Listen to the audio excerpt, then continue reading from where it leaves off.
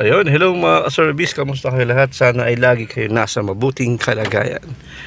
Meron na tayo nakuha ngayon. Alam mo, kalalabas lang natin dahil may client tayo no, na nagpa-drive sa atin. No? Ang time check natin ngayon ay 2:34 ng hapon.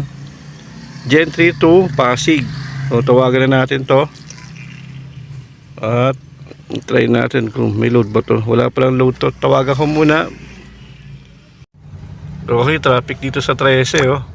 Okay mga ka-service, nakakuha tayo ng dalawang book dito sa may Gen 3 pick up ng mga computer. Ano siya, monitor, 5 monitor tsaka 8 CPU. Then dito naman sa may tansa, pick up tayo ng dalawang box. Hindi ko alam kung anong item yun, pero dalawang box daw. Kasabay naman yon, tansa to Manila. Tapos yung isa Gen 3 to Pasig. Medyo demanding yung isang ano natin customer, no. Ang ano niya is polling lang naman yung sa kanya, no. Naka-polling ang kanyang book, pero gusto niya agad-agad i-deliver. Paano naman yun, sir? Paano naman mangyayari yun? So dapat syempre may kasabay tayo, no. So ito siya, ang ano niya ay delivery polling yung kanyang delivery, pero gusto niya i-deliver agad. Pambira naman yan, sir. Huwag naman ganun. Polling, ang delivery natin sa Lalamove ay may tatlong category. Una ay ang polling, sunod ang regular, ang pangatlo ay ang priority. So priority, automatic syempre yun ang ano, uunahin na i-deliver, no? Kasi naka-priority nga.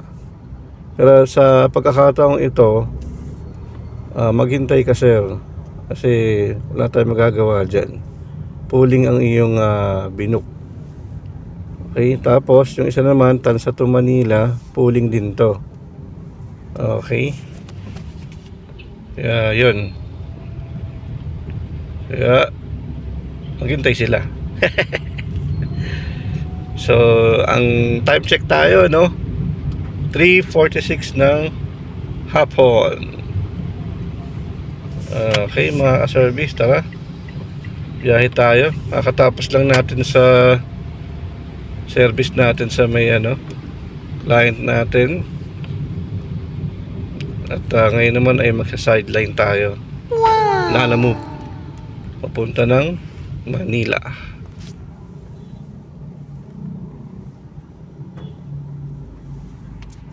Ayan, okay mga ka-service, so nakadalawa tayong book, no. Ito yung Gen 3S to Pasig 715, tapos tansa to Manila 901. So dito na tayo sa may 13 Tansa Road. Yun, okay mga ka-service, tara diretso tayo. Lalamove ulit tayo, tapos pagdating sa Manila lalaride naman, no. So yung isa cash, yung isa naman ay credit, paid by credit. So okay na rin yun. So 715 plus 900 okay na rin. So mamaya ulit i-update ko kayo mga ka-service. Sumito muna ako para hindi tayo ma-violate, no. So kailangan natin humihinto bago tayo mag-video. Okay mga ka-service, mamaya ulit. Ayan mga ka-service, naglolo ko yung ating Google Map at Waze, no. Nasa service road na ako. Sobrang traffic dito papunta ng Bikutan. Dito tayo, lilipat tayo, mag-U-turn tayo dito. Para C5 ang daan natin papunta dun sa ano, Pasig. Ang layo pala ito, sa may pinagbuhatan pala to, Pasig. C6 pala siya. Perfect. So U-turn tayo. Ayaw gumana, oh, ng Waze natin ngayon tsaka Google. Hindi ko alam kung bakit. Siguro dahil sa bagyo na rin to, ayaw gumana. So babalik tayo pag ganun. Kasi 5 tayo daw dapat, hindi dito sa ano service road So, kaya sa daw maka U-turn kasi may Malunggay Pandesal. Kailangan maka U-turn na tayo. Pag nakausog to ng konti, mag U-turn na ako. Okay mga ka-service, ang ginawa natin, tinawagan na lang natin yung buyer, no? Nagpasundo na lang tayo kasi ang problema talaga sa Google ngayon, ayaw gumana tsaka ng Waze. So nasa pinagbuhatan ako, Eskinita, Kalayaan Avenue. So masikip dito at talagang nako. Ito, mabagal lang tayo. Okay. So mamaya lulusot na lang ako dun sa kabila siguro. Eskinita siya. Okay.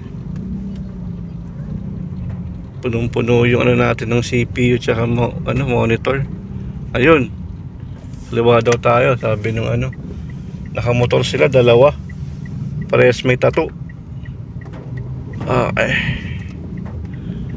Ayun, andun na. So, ayun na sila. Andun naman. Okay. Tignan natin ha. Saan ba yun? Okay, ito na. Ito na yung lugar na yun. Okay guys, na deliver na natin yung sa Pasig, no? Yung kanina na na book. Ang book, kompleto na tayo. Ito. So, yung kanina yung galing sa Gentry to Pasig, no, yung net niya ay 607.75. Pero ang ginawa ni Sir, kasi ang gross niya dapat is 715. So ginawa niyang 800 ang binayad. Ngayon naman pupunta tayo ng Manila, sana hindi baha. Nakita niyo ba ako? Sana hindi baha, no? Papunta na ako dun sa Manila ngayon. Check tayo, 8:04 ng gabi na, no? Traffic. Ito tayo sa may paakyat ng General Santos Avenue, palabas ng Bikutan. Maki-service road lang tayo kasi hindi ko makontak yung buyer, no? O yung drop off. So service road lang tayo. Hindi ko alam kung babayaran tayo sa SLEX pag nag-SLEX tayo eh. So service road na lang para sigurado, service road, no? Okay mga service, nagtahan na tayo, no? Malapit na tayo. 2 minutes na lang yung layo. Papunta ng Santa Rita, Manila. So ito yung mga kahon na dadali natin doon, mga kahon, mga box. 4 na box yan galing sa dental clinic. Okay, let's go.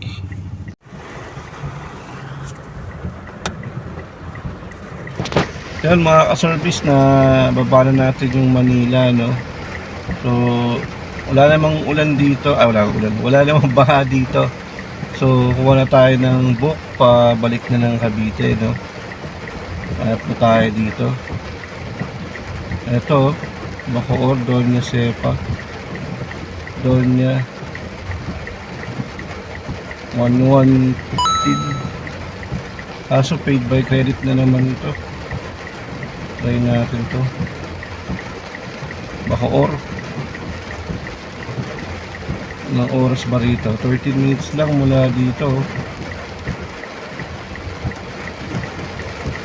Tawagan muna natin mga ka-service. Ayan mga ka-service, nakakuha tayo ng book kanina, no? Quezon City to Bacoor. Bali, yun nga lang, napadaan tayo sa mga baha. Vicente Cruz. Pero kinaya naman kasi mababa naman yung baha. So ngayon, kaso paid by credit siya. So kailangan ko na siyang i-withdraw. Okay mga ka-service, rin tayo, no? 2,421.25 ngayong araw ng July 21, Lunes. Bali, tanghali na ako umalis, no? Pagtapos ko sa client ko, umalis na ako agad. Then naglalamove na ako. So naka 2,421 din tayo. Bawas na yon. Bawas na ng lalamove. Okay, 2 delivery at 1 ride. Okay mga ka-service, thank you sa mga nanonood. Huwag mong kalimutan mag-subscribe, like, and share this video. At marami pong salamat. Thank you and God bless.